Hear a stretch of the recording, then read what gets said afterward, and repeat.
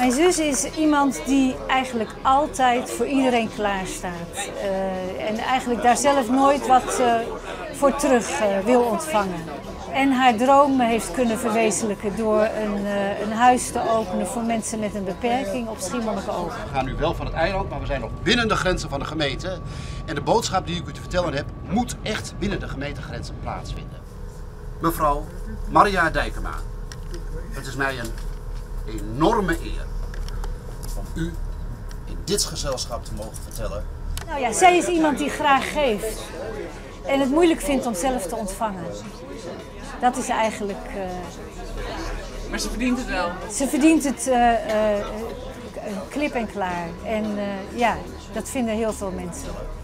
Dat Zijne Majesteit koning Willem-Alexander behaagd heeft om u te benoemen tot ridder in de orde van Oranje-Nassau. Ik heb altijd gezegd, als ik een lintje krijg, zeg ik nee, dat wil ik niet. Maar goed, want ik vind het eigenlijk heel gewoon.